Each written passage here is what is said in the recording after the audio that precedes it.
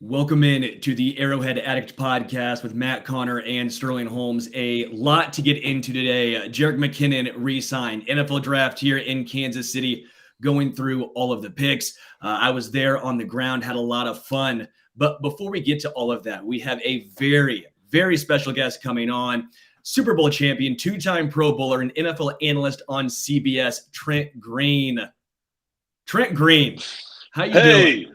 Hey, what's going on, guys? It's what an exciting time to be in Kansas City, right? For winning the Super Bowl and then the draft coming to town. I mean, there's a lot going on, a lot of action here.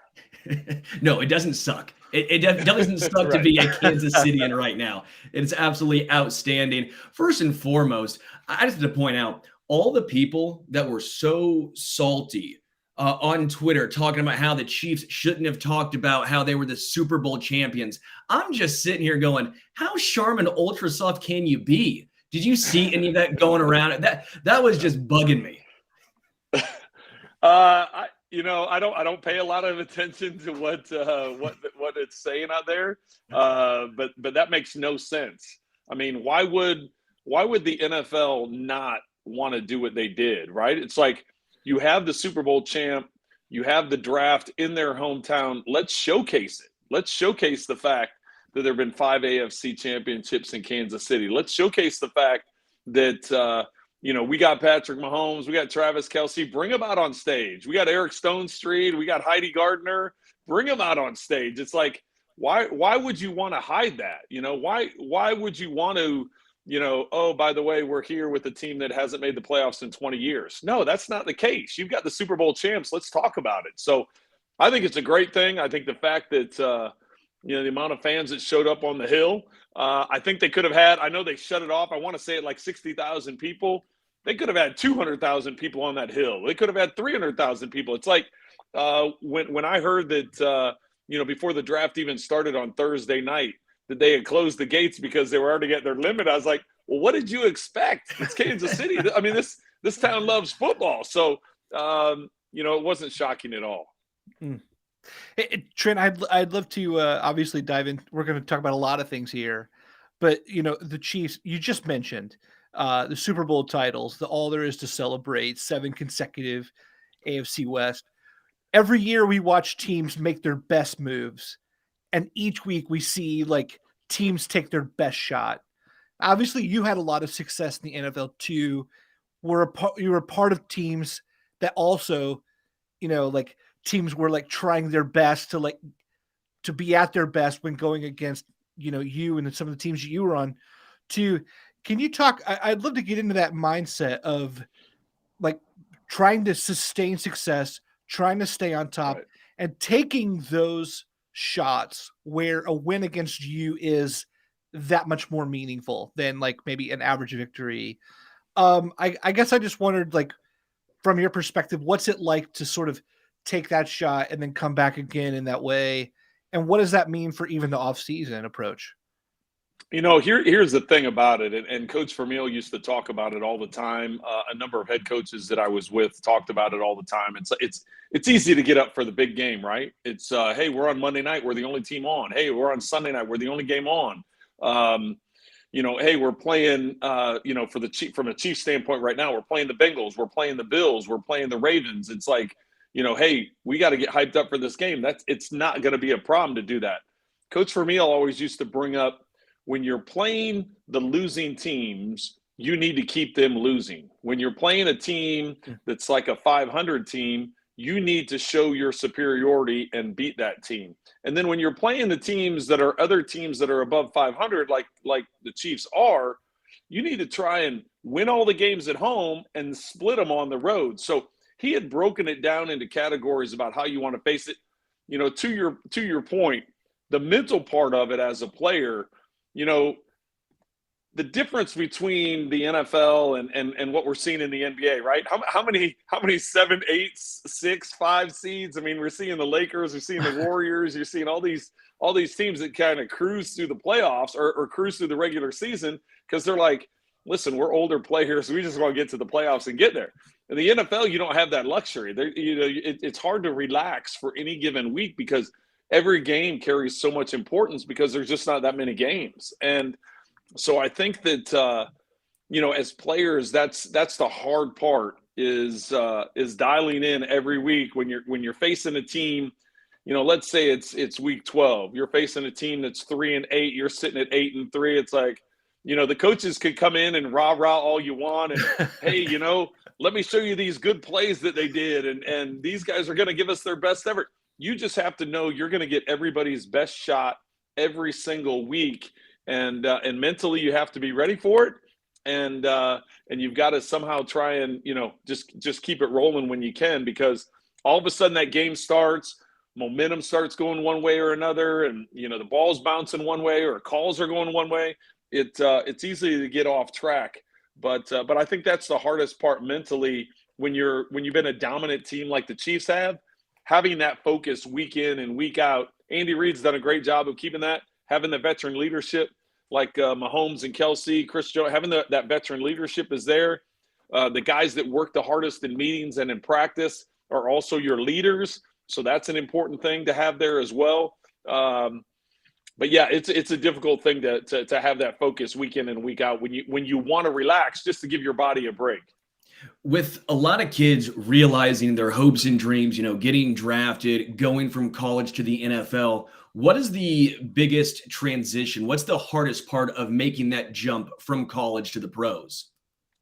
Well, I think the number one thing for me, the biggest thing was just speed, overall speed. It's like, I went to Indiana. I was in the Big Ten, so it's like, you play the Michigans and you play the Ohio States, and Penn State wasn't quite in the Big Ten when I was there. That'll tell you how long ago that was. So you face some of these teams, and you have these All-American players, and these guys are going to be first-round picks, but it's not every single guy on the roster.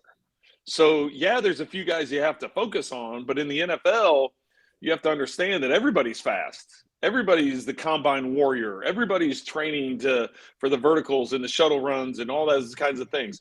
Coaches, this is their only job. They don't have to worry about the student athlete getting to class, and now you've got all the NIL stuff and everything else. It's like, listen, this is your job. If you want to keep your job, you better do your job. And so the responsibility falls on the players. And I think as a young player, that was probably the biggest transition for me is everybody's fast. It doesn't matter if it's a 330-pound, defensive tackle, or it's a 250-pound defensive end, or a strong safety linebacker, whatever it may be. The speed is just a completely different level. Trent, we just came through draft weekend. You were an 8th round pick, which is now no longer even available Right. for teams. Yeah. Coming through that time, it even seems like the pre-draft season itself has changed so much, like the level of interest. Like we have mock drafts now, 6 months away from the actual draft, that kind of thing. I guess I just wonder, like, what was the pre-draft season like for you, and what do you remember about sort of your own expectations and emotions coming into your draft? Well, that's a great question, because it is drastically different than what I went through. Guys now, when they sign with their agents or their agency or whoever they're with, they generally, any of your guys that are draft eligible end up going to workout facilities, whether that's in Texas, Florida, Arizona, wherever it may be, just somewhere warm where they can train. And they're taking care of your diet. They're taking care of your workout routine. They're taking care of your stretching. They're getting you any kind of physical therapy. They're giving you sports psychology to work on the mental part. You're doing interviews with kind of mock interviews, like what you're expecting and what's going to happen as a coach. I had none of that. That wasn't like a thing back when I was coming out. I remember my agent gave me a tape or whatever and just said, hey, these are the combine drills. Work on these for the next couple months and be ready to go when you get to Indianapolis. And there was no, hey, we got to work on the way you present yourself to the media. And we got to, so when everybody talks, I love the Tom Brady pick, right? Because he's quite a few years younger than me. Any agent in the world that would have represented Tom Brady said, hey, when you're standing there for your picture, don't stand in your gray shorts with your shoulders slumped and just kind of act like that. Get your shoulders back, kind of get your chest out, kind of act like, that's one of my all-time favorite picks because that was the reality of it then. There was no coaching as to, hey, how do you prepare? How do you get ready for all this stuff? It was, especially as a low round guy, like, Tom was a 6th round, I was an 8th round. There really wasn't a lot of attention placed on that. So guys are coming in much more prepared now. We got a really good question from Anthony. Thank you so much, Anthony, for the super chat. He goes, super great athlete to explain a championship and successful team. How did your offensive line compare to ours now? Also, he says, shout out to Priest Holmes. I mean, you had one of the, if not the greatest offensive lines of all time. How did that compare and any similarities to today's 2023 Chiefs iteration? Well, I've made this argument many times over the years, and I think it's because we didn't have the team success that they don't get the recognition. They've received a lot of individual recognition, as Willie Rofe and Will Shields are both in the Hall of Fame. Tony Gonzalez is in the Hall of Fame. Brian Waters is in the Chiefs Hall of Fame. On top of all the other awards that the other guys that I mentioned. So I mean, it's a very well decorated offensive line, but I think nationally it doesn't get the attention that it does because you look at the Cowboys, with Aikman and Irving and Emmitt Smith, that offensive line gets a lot of attention because they won a bunch of Super Bowls. You look at the Steelers, won 4 Super Bowls in the 70s.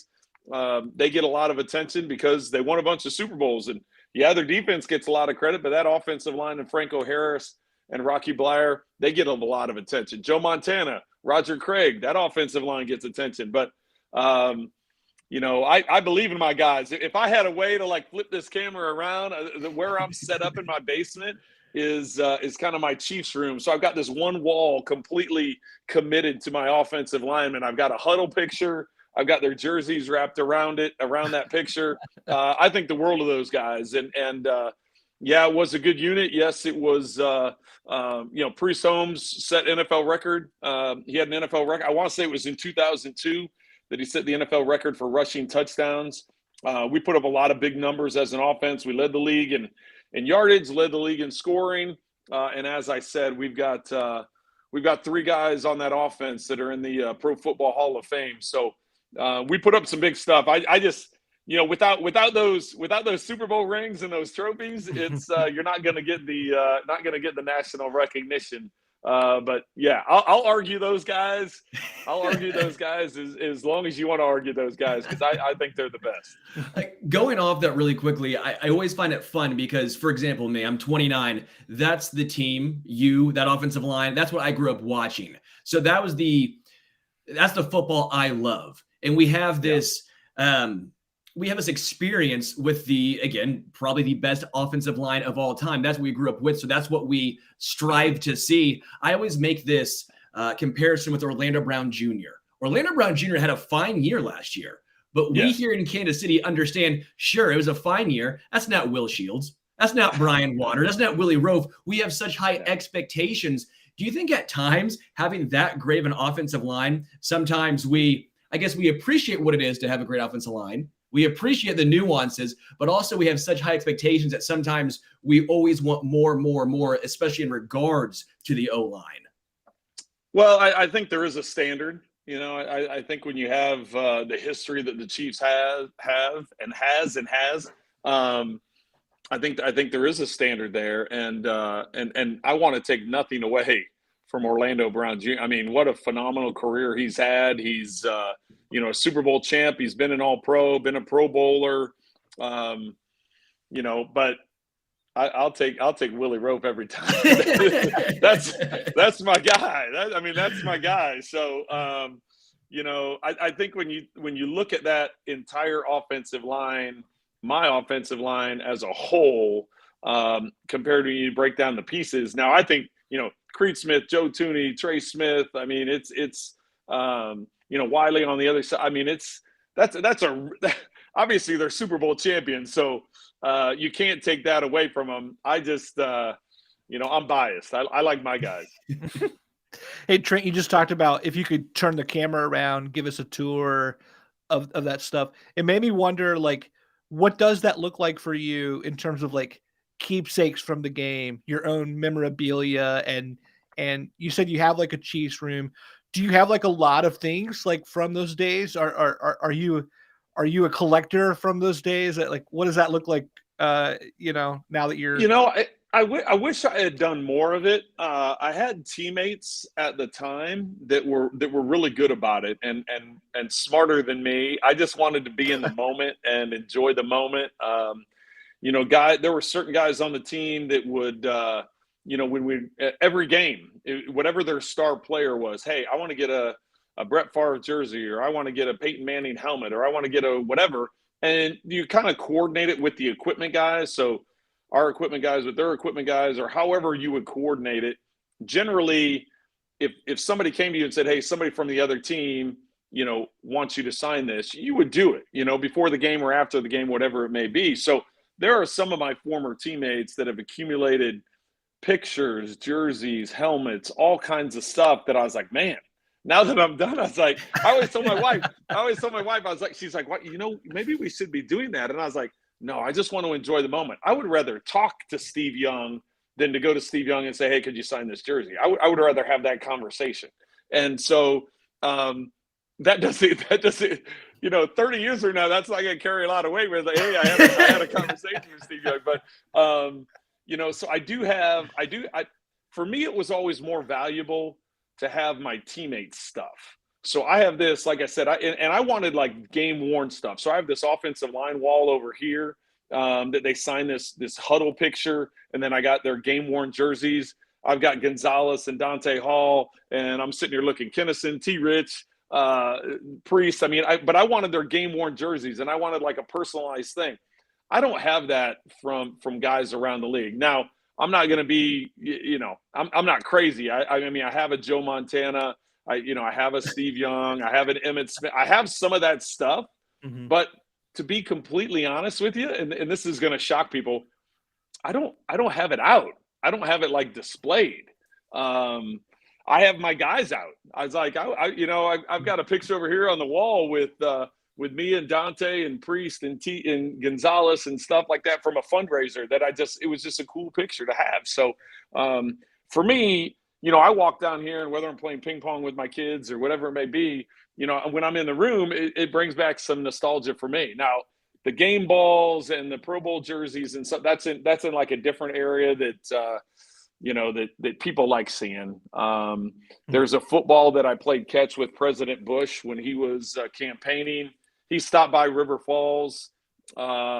He stopped by training camp. And they're like, hey, we need you to play catch with the president. We're going to do some photo. I'm like, that's like the most nerve-wracking pass I ever threw in my life.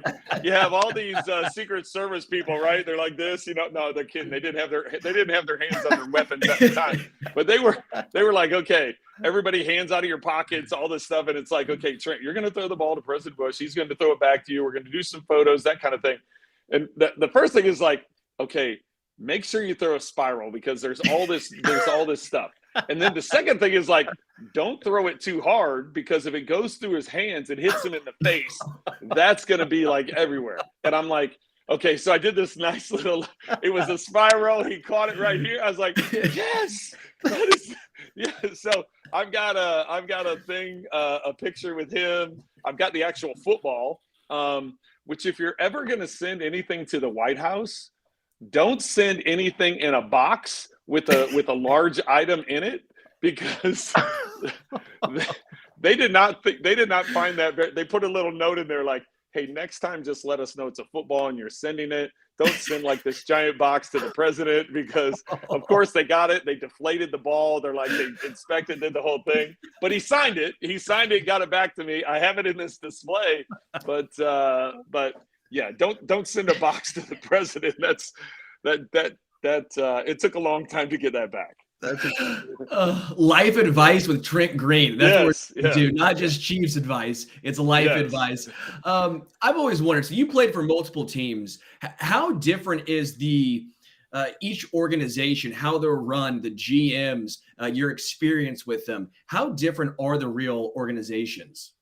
There really is a difference. And I thought it was pretty telling this year when the players association released at the end of the season, hey, this is what the players voted about our specific teams. And it was just random, at large, anonymous voting. This is what we think of our training facility. This is what we think of our coaching staff. This is what we think of our training staff. This is what we think of our athletic staff. This is what we think of our travel, our hotels. They did that whole thing. There is a difference. There is a difference. It was pretty shocking to me. At the time we would hear different teams like, hey man, that team allows every player to have their own room. Well, our team doesn't allow that. And if you do allow that, then you've got to pay for your own room as opposed to having it. And hey, this team, they have such and such on their flights coming back, so it is something at the time. There was no survey, but it was, guys around the league talked, and especially when you're at the Pro Bowl or some national events, you would kind of compare and see what other people were doing. There really is a difference. Some teams are run more like a business. Some teams are run more like a family, and that's the Chiefs. When I got to Kansas City, when I was in Washington for the 4 years with Jack Kent Cooke and the Cook family prior to the Snyders taking over, that was prior to me being there, or that was after me being there.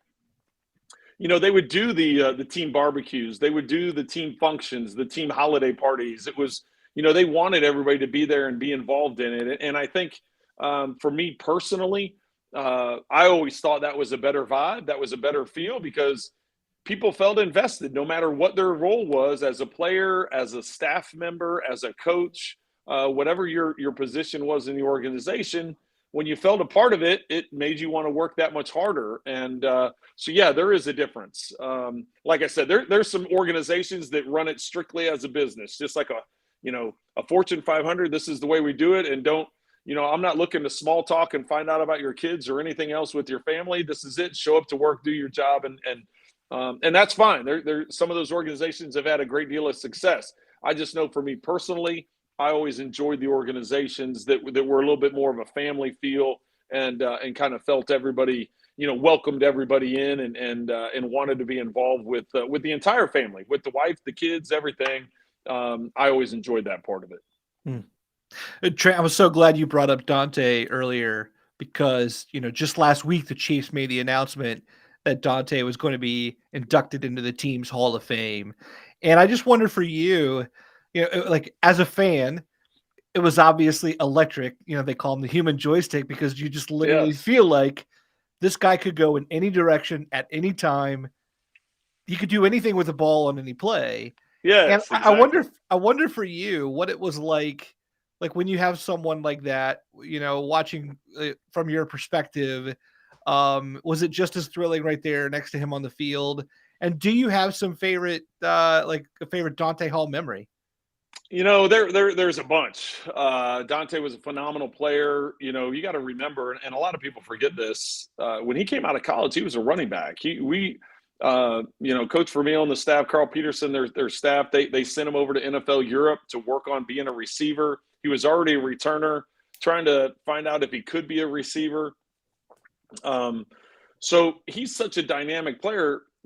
When I got here, when Al Saunders got here as offensive coordinator, it was like, okay, let's find a way to get the ball in his hands, whether we're lining him up at running back. Because you got to remember, when I came in that 2001 season, that was Priest's first year also. Priest came in as a free agent thinking at the time, the thought was that he was going to be the third down back.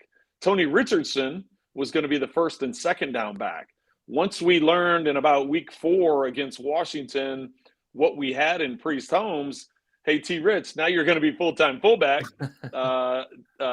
Priest, you're going to be the running back the whole time. And Dante, we're going to find like a hybrid role for you. So, once you find all those things out, so Dante Hall stories, just, very rarely in my career would I watch the returns, right? Would I watch the special teams? Because I'm focused on, hey, what my job is and I got to get with the linemen, I got to get with the receivers, got to get with the backs, got to figure out what it is we're going to do. And, hey, this is the plan of attack. Generally, you just kind of look and say, okay, we're going to get the ball, in this general area, right? But with him, you quickly realize that you better watch the whole thing. And there were some times you'd be like, no. Oh, yes. It's like, wait a second. That goes against the rules, right? We all remember the punt return against Denver at Arrowhead. It's like, no, don't go backwards to catch the ball. And then, and now you're running backwards even more. And then next thing you know, he's 90-some yards into the end zone. So it's a phenomenal player, very well deserving. The way he grew as a player and as a person, he didn't trust a lot of people in his life. He didn't have the easiest upbringing in his life. And he's not, I'm not sharing anything that he hasn't shared many times before, but his relationship with Coach Vermeil and with Carol Vermeil really kind of transcends the football field and what they were able to do as a coach and a player, and just building that trust and building that relationship, and how it carried over to the field, that trust and that relationship. I think that speaks volumes to what Dante was able to accomplish because of that relationship with Coach and Carol, and that continues to this day. But just I can't be more happy for a guy because of the way he's grown as a person and a player, and really happy for him. Do you have a favorite moment of your time here in Kansas City, or something you're most proud about? What was your proudest moment here as a Kansas City Chief? Well, I think, that's 6 years, 6 seasons. We had a lot of success on the field. As I said, we led the NFL in yards. We led the NFL in points. We set all kinds of different records and everything like that. I think ultimately all of our goal was to do what the current Chiefs are doing, right? At the time, you wanted to hand Lamar Hunt the Lamar Hunt trophy. We weren't able to get that done. We felt like we had a team to get that done on multiple occasions. We just, things happen in football, good and bad, and we weren't able to get it done. So as far as memorable games, memorable moments, the game up in Green Bay where we're down 17, and I want to say that's still the largest fourth quarter comeback in Lambeau history by a visiting team. I believe so. We were down 17 in the fourth quarter, came back, tied it up, ended up winning it in overtime. That's always a memorable game. Beating Favre and the Packers up there down by that much. So that was pretty memorable. We had a Monday night game against Baltimore in 2004 that we didn't start the season off very well. We were coming off that big 2003 season where we finished 13-3, and there were high expectations coming into that season. We didn't start the season off very well. Lost some tough games early on. Baltimore, I want to say at the time, was either undefeated or maybe had lost one time. So that was like our offensive line against Ray Lewis and that defense, and we took it to them. And and that was a lot of fun just because of the national attention and the way we stepped up on the national stage, able to get it done.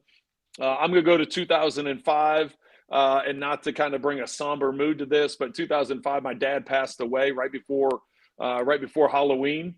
And so going through the process of getting his funeral arranged and his burial and all those things, and the team and the organization was tremendous in handling all that and flying me right after he passed away. I had to fly to San Diego. We played out there. We didn't win the game, but then the following week, after we buried him, we had a game against the Raiders here, and I'd hit a dump down pass to Larry Johnson. We got down to the 1 yard line. We only had time for one more play.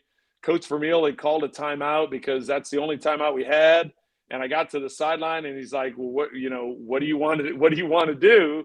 And I was like, "We need to go for the win. Why kick the field goal and go to overtime? We're on the 1 yard line. We got LJ. We got the best offensive line in football. Let's go for the win." And so that was an emotional day for me and my family. Beating the Raiders is always great. To beat them on the final play of the game made it even better. But so that's just 3 of them that jumped to mind real quick. I love it. Hey, you mentioned Coach Vermeil earlier. Just such a great guy, and have your relationship with him ever since your playing days? Like, have you guys did you guys keep close over the years? Like what's your relationship with him been since your playing days? Definitely. Yeah. No, Coach and I talk. If we don't talk every other week, it's every week. So Okay. we talk quite a bit. I've gone on a hunting trip with he and his boys, and I say his boys, but they're like my age, so it's like it's fun to do that. I've gotten to know his family, I know his kids, I know his grandkids. Yeah, it's a great relationship. He's got his Vermeil wines. I'm a very, very, very small part of that. Just as another connection that we can have together. There's a couple of former players that are part of that with him to gives us a great opportunity to get on a call or to get together and have a glass of wine. So I've stayed very close to Coach. There was last summer he went in the Hall of Fame, Pro Football Hall of Fame, and there was a very unique opportunity that he provided me with, and he had told me beforehand that he had requested to the Pro Football Hall of Fame when they put the gold jacket on Friday night. Generally, it's one person over the history of the Pro Football Hall of Fame that comes up and puts the gold jacket on, and that he was going to have Carol. He was going to have his wife do it, and rightfully so. But he asked the Pro Football Hall of Fame. He's like, "Listen, I want her to put the jacket on me, but I want my three quarterbacks there. I want Ron Jaworski, I want Kurt Warner, and I want Trent Green all on the stage with me." And at first they weren't going to. They're like, "Well, we've never allowed that. We've never had that happen before." And he goes, "Well, there's always a first time for something." So I got to commend the NFL and the Pro Football Hall of Fame for allowing us to do that. We had some great pictures, some great moments. Being up there with him and watching Carol up close and personal, and the hug and the embrace that he gave me, Jaws and Kurt, after getting his jacket. It's one of those moments you'll never forget. I'll never forget. Fortunately, I have a bunch of pictures to commemorate it. Afterwards, the ceremony that we had to celebrate him, his post-inauguration, celebration. It was a bunch of UCLA guys, which I knew a bunch of because of over the years. The Eagles guys, which I got to know a bunch of over the years, just because I was with them in two places, in St. Louis and in Kansas City. So having the Eagles, the Rams, and the Chiefs all a part of it, and me being a part of two of those teams, and knowing a bunch of guys from the Eagles and the Bruins, it was one of the most special weekends that I've ever experienced, and I'll probably ever experience in my life. And he is still here. We are. It's almost been a year now, and he's sending out pictures. He's going the thousands and thousands of pictures that were taken. He just sent me a package the other day. With probably 10 different photos in it of just he and I, or my wife Julie and I, or Kurt and Brenda and my wife Julie, or teammates that I was with with the Rams or with the Chiefs. I mean, and he has done that, and he's gone through that, and that just tells you the kind of person that he is, the type of coach that he is, the reason that players responded to him so well. He's taken. I mean, I don't know how many hours a day he has gone through that and send it out envelopes and pictures to guys that were there and a special part of it. So that's a really, really long-winded answer to your question. No, but yes, Coach Vermeil and I have remained close. That's awesome. Let's do some quick hitters where we go through a list of things and we'll try and hit them quick. So that's your way of telling me to shut up and just no, that's the opposite. You're good. It's already on the show sheet, Trent. Okay, it's already on the show sheet. It's not my fault. Good. It's all good. Who did you like beating more? Raiders, Broncos, Chargers? I liked beating the Raiders more. I was drafted by the Chargers. So that was always a tough one. I always wanted to beat them because I was like, not only did you draft me, but you were also the first team to cut me.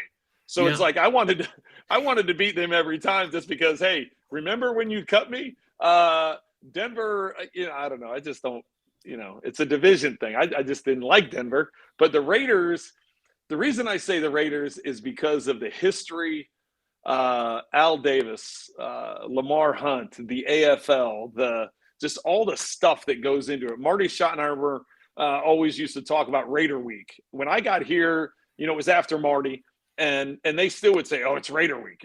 I mean, there's a long history with the Raiders, and so I took a lot of pride in the fact that I want to say it was like 7 or 8 straight games we beat them for me to end out my tenure here with the Chiefs. So yeah, that was fun. That was fun. I would say of those, I would say the Raiders, just because of the history. Let's start a fight in the chat. What is your favorite barbecue spot in Kansas City? So I'm not gonna say one because I live here and I like them all, and I'm not looking for any fights. Q30, I'm a big fan of Q39. I'm a big fan of Joe's KC. Joe's is about a half mile from my house, so that's good. And then also Jack Stack. So when I first moved to Kansas City, the Jack Stack in Martin City was about a mile from my house, and so that's all we knew at that point in time. And then I've kind of expanded out. So Joe's and Q39. Q39 is yeah, they've got a ton of great food. Not just their barbecue. This is going to be weird to say, but they've got this salmon that they do there, this barbecue salmon at Q39 that is lights out. So those are my top 3. I'll just go with that. Which rookie quarterback that was drafted this year will have the best NFL career? We're putting you in the spot right now. We're putting you on the spot. You got to make it on May 2nd. The best NFL career. So is that going to be Akili Smith, Josh Rosen, Ryan Leaf, all those high draft picks in the first round? I'm like, wait a second. I was like, you don't know? So whenever it puts out the draft grades, I was like, I tell people all the time. I told some people today, come back to me in 3 years. I'll tell you what the grade is for the draft. It's like so to answer your question, I would think the one, Bryce Young seems like he's in a great position. I really like Frank Reich. I know the size thing is a factor for Bryce Young. So in the NFL, everybody's gigantic. Everybody's really fast. It's hard to stay healthy when you're getting beat. That was like I would force myself to, for my entire career, I forced myself to eat multiple times a day just to maintain my weight.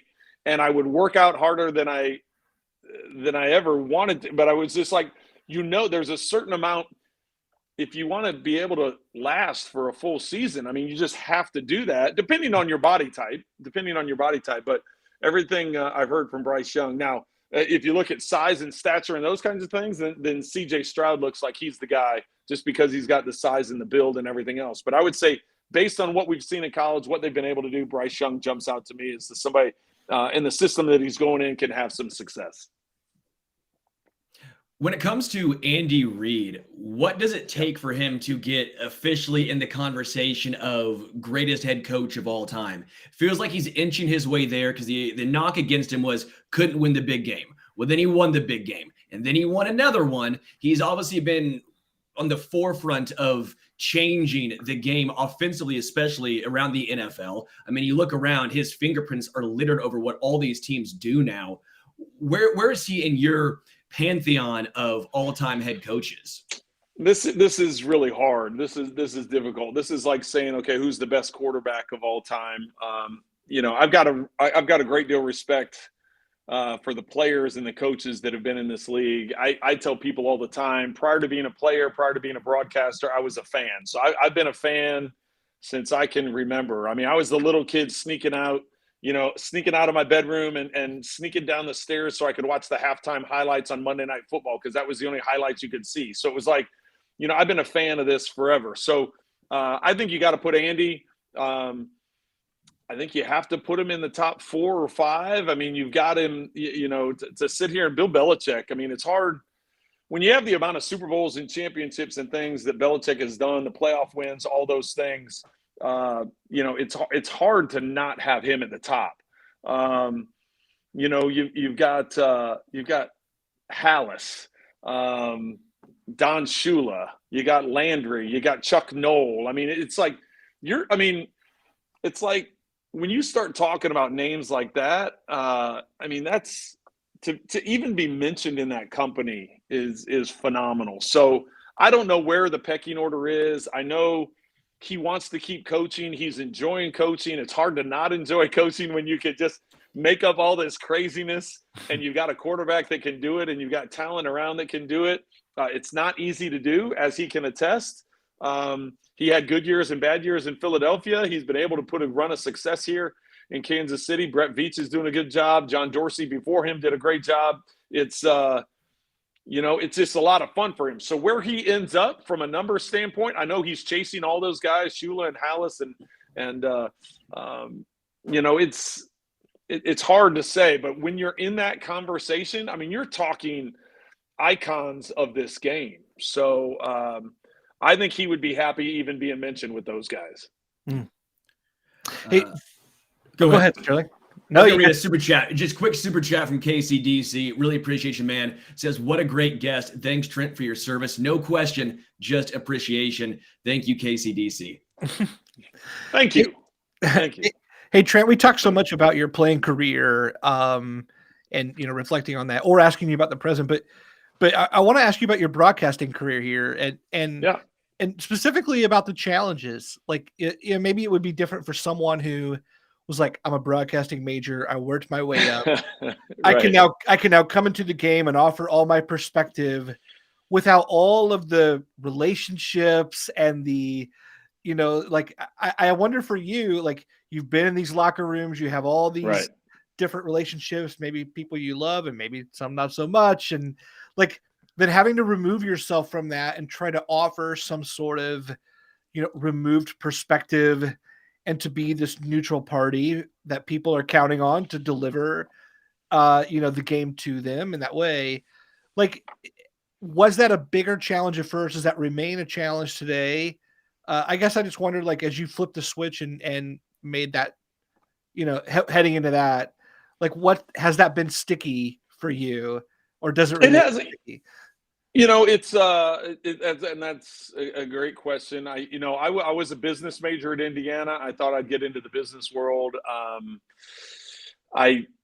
Just being in front of the camera as a quarterback since I was in high school, it just became a natural thing. I had some opportunities early in my career in the NFL to do some TV work, and I enjoyed it. As I got further in my career, I had more opportunities during the bye week here with Kansas City. CBS offered me the NFL Today, kind of a guest appearance on that. I thought that was a lot of fun.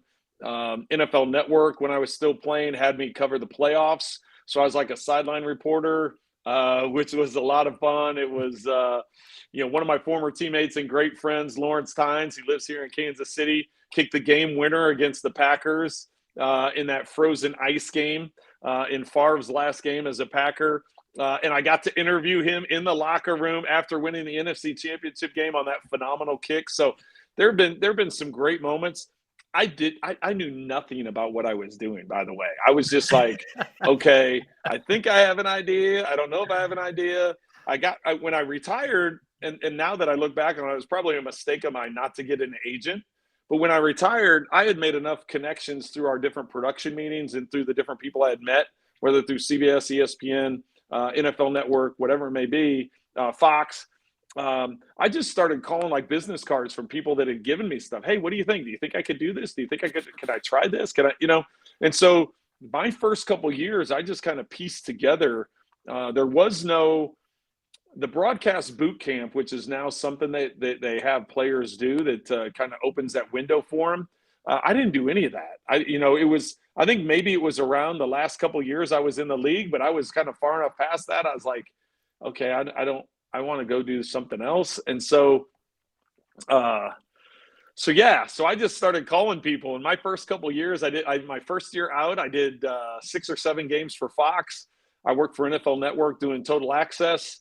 My second year, I didn't do games for Fox because I didn't like working on the weekends because my kids were still young and I wanted to coach their teams and be a part of their games and be a part of that. So I did NFL Network during the week. And then Westwood One came along and was like, hey, the NFL's doing Thursday night NFL games. Do you want to do – they only do 6 or 7. I was like, yeah, I'll give that a try. I don't know anything about radio, but I'll give it a try. And so I did that. I fell in love with it because Ian Eagle was my partner. Ian Eagle's famous at CBS. He's taken over for Jim Nance for college basketball, does the NBA, does the NFL. So I did 4 years with Ian at Westwood One. And I thought it was kind of my kids were at an age I wanted to do all their stuff on the weekends. Then, Dan Deerdorf retired at CBS, and CBS called and said, "Hey, what do you think about this?" And so it just worked out. I just finished my 9th year. Wow. with CBS. So next year or this upcoming season will be season 10 with CBS. Hard to believe, but it's going to be season 15 with me as a broadcaster. And I played 15 years in the NFL. So it's kind of a big milestone year for me that I'm now going to have as many years broadcasting as I was as a player, which is it just blows my mind, because that was never part of the big picture of the plan. But it's been great for me because it keeps me close to the NFL, keeps me close to the players and coaches, allows me to kind of get my football fix, but then ultimately allows me to be the dad and the husband that I want to be and that I envision myself being way back when. And so, yeah, it's created a nice balance for me. I love what I'm doing. I love being able to be a part of my kids and my families. And, I didn't miss any high school games. I didn't miss any college games. My daughter has got a year left in high school, but she's committed to the University of Cincinnati for volleyball. So I'm going to be I've been a volleyball dad for a number of years, but now I'm going to continue to be a volleyball dad, just finding that balance. So, it's been really good. The broadcasting thing has been a great fit. I was, as I said, 9 years at CBS, the first 6 years. I mentioned the 4 years I was with Ian Eagle at Westwood One. Then I was 6 years with Greg Gumbel.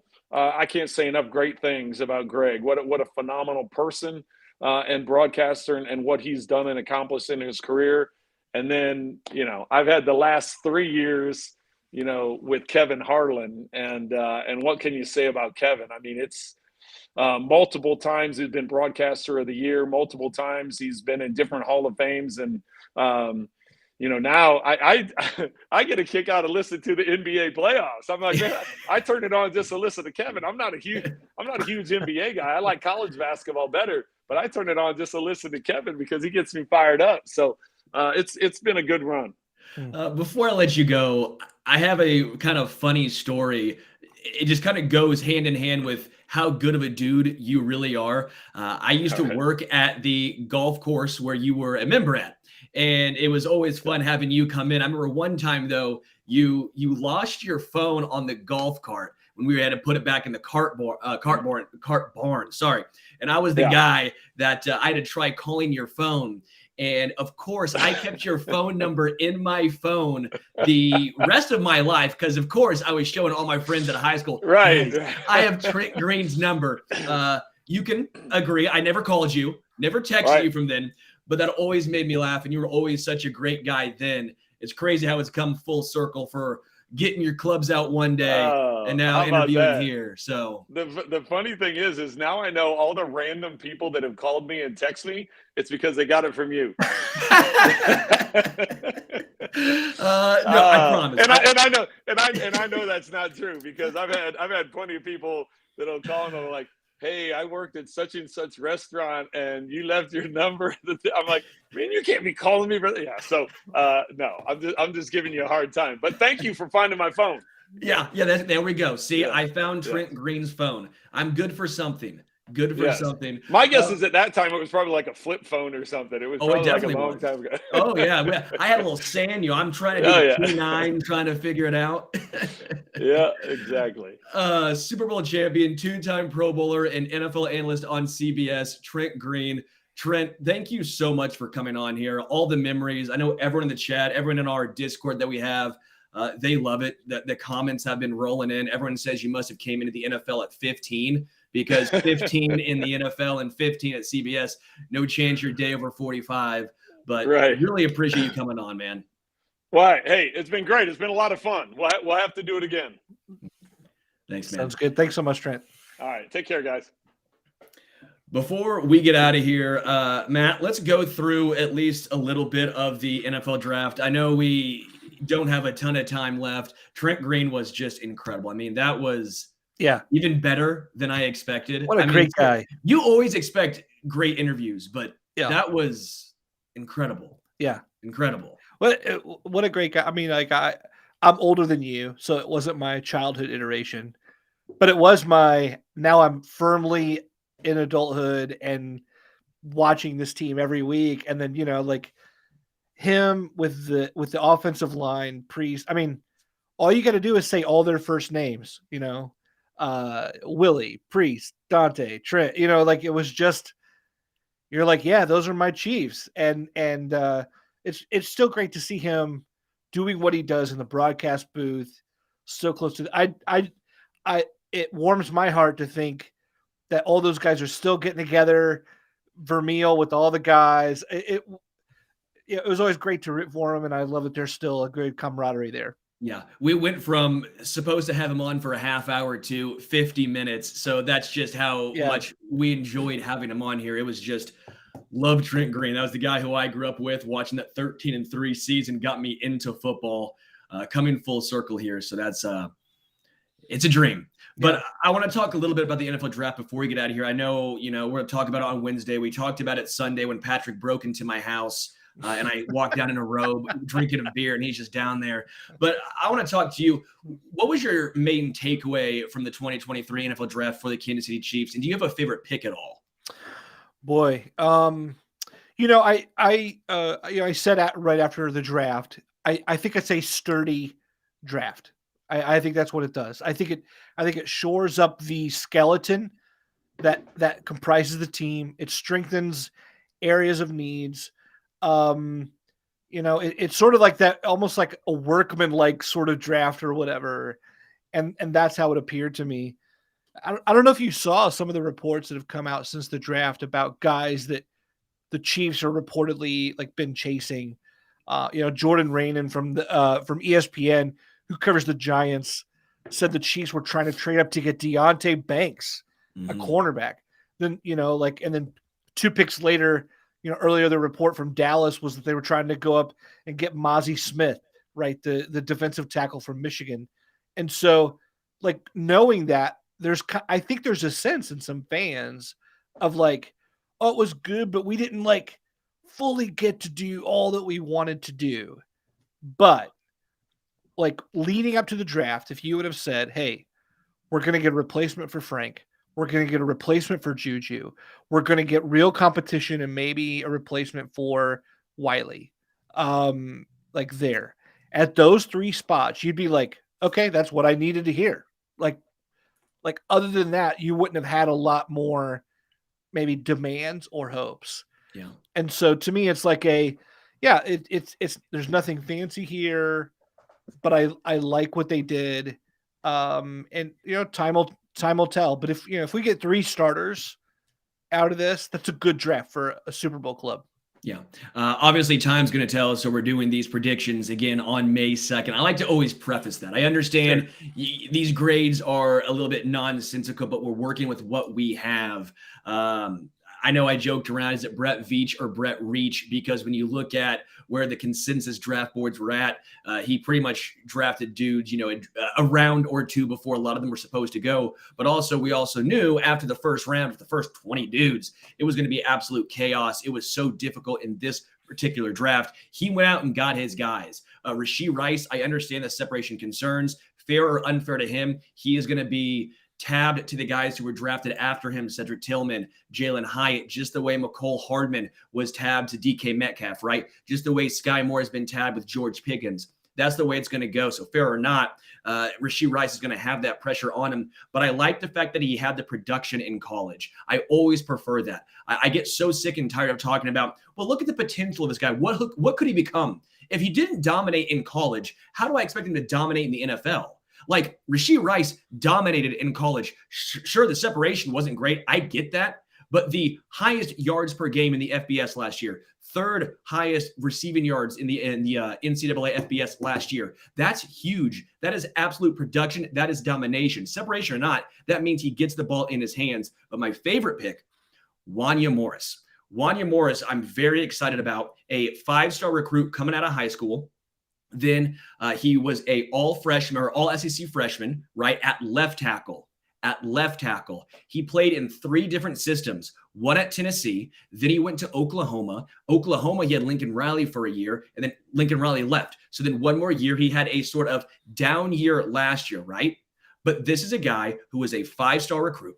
He did it his first year at Tennessee, been in 3 different systems. Get him with Andy Heck.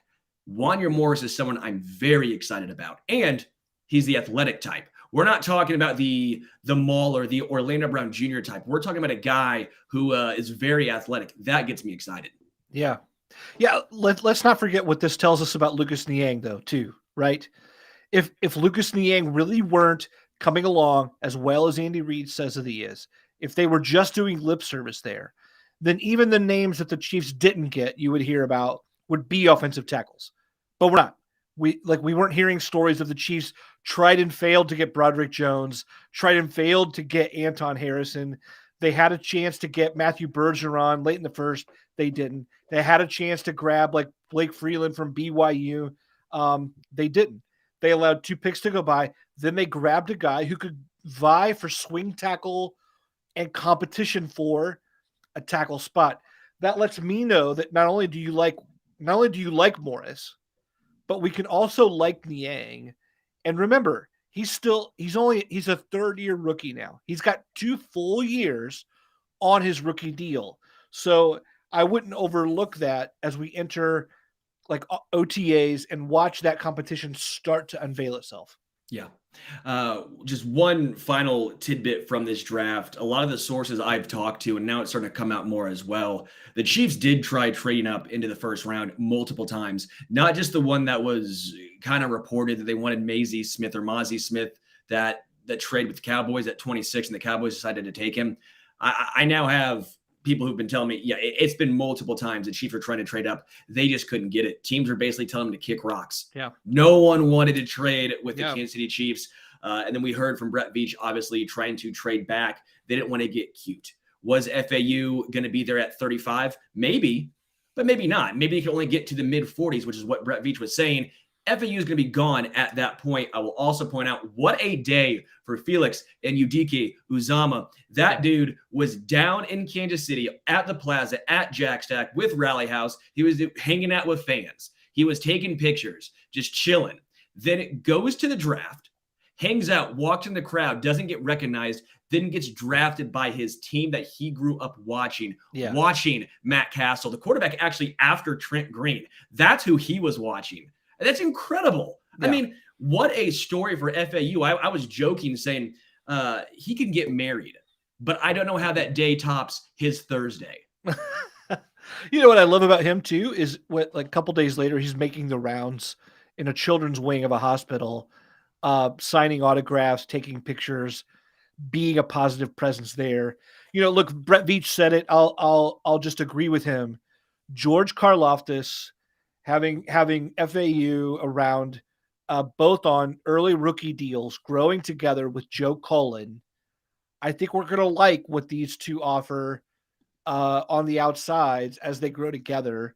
And then, of course, if they do anything to free up Chris Jones more than before, like that's just a wonderful thing. So, yeah, I like the pick. I don't, we're all rooting for our guys. But again, they got 3 good players at 3 big positions of need. You can't slam the draft like that. You just can't. And everyone listening, if you want to do us a big favor, if you wanted to help us continue getting great guests, if you want to go to DraftKings and use promo code Arrowhead, if you bet $5 on any sport, you get $150 back in bonus bets instantly, win or lose. That's promo code Arrowhead at DraftKings. New customers only, 21 plus and physically present in Kansas. Please gamble responsibly. Gambling problem? Call 1-800-522-4700. Valid 1 offer per customer. Minimum $5 deposit and $5 wager required. Rewards issued as non-withdrawable bonus bets and expire 7 days after being awarded. See full terms at DraftKings.com. Well done. Well done. Before we get out of here, I guess we're going to do our must list. Are we doing our must list? Richard. Hey, guys. Thanks for letting me be the main act here with Trent Green. It was really cool of him to be my opener. Yeah, it's very surprisingly, like Fall Out Boy got the first round of the NFL draft to be their opener, which I thought was a good get. But somehow Richard getting Trent Green to be his opener, even I better. don't know how you pulled it. That was really cool of him too. So make sure you thank him. Call him on your secret, telephone number. Richard never fails to amaze me. I don't know how he does what he does, but yeah, it's great. Thanks. All right, Richard, you go first, I guess. All right. I'm just going to go ahead and recommend a game I've been playing or replaying lately. It's called Vampire Survivors. It's $5. I mean, that's enough for me to just say it's a must, because for $5 you can get 40 hours of content, which is what I've got. It's a fun little game, super simple. Anyone can play it. I could just hand it to somebody who's never played a game in like 20 years. I think Sterling could probably get this game and become a master at it. But it's very fun. It's got like a really great way of giving you like little dopamine triggers every time you get a point. It's rad. Vampire Survivors. That's my must list. Vampire Survivors. You got it. Sterling, what about you? What are you recommending this week? Billy Strings, the musician Billy Strings. He's Is that a stripper name? Surprise. B string. Hey, I'm Billy Strings, guys. I'll bet you Billy are, Strings. Sterling. Yeah, I'll bet. And next up, Billy Strings. He's a bluegrass musician, a young cat, just a very talented real country musician. And he actually, I think Post Malone came up and did something with him. Like, he's getting kind of famous now, especially like musicians, as far as musicians love Billy Strings. And he's a young cat, so it's pretty cool. Hope to see him sometime soon. I'm actually going to Blink-182 this weekend, visiting Verderam, staying at his house. What? So I'm going to be bullied by him and his daughter. Can't wait for that. Dude, you got to give him a hug. Give him a big hug and just see how well that goes over. Call him Billy Strings. I don't have a must list. You know what I recommend this week? Trent Green. Trent Green as a guest. Better than anything else I could have come up with is the fact that Trent Green is I don't know if you guys know him, but you'd like him as a guest. He'd be great. Check him out. Check him out, guys. Will do, Matt. Thank you. Yeah. Thank you guys so much for listening. Thank you guys so much for being so great in the chat. Even the Bills fan who's kind of being a little obnoxious. You know what? Thanks for giving us views. We do appreciate that. That's still a positive. Everyone who listened and enjoyed Trent Green, thank you guys so much. Thanks for the super chats as well. Give us a thumbs up.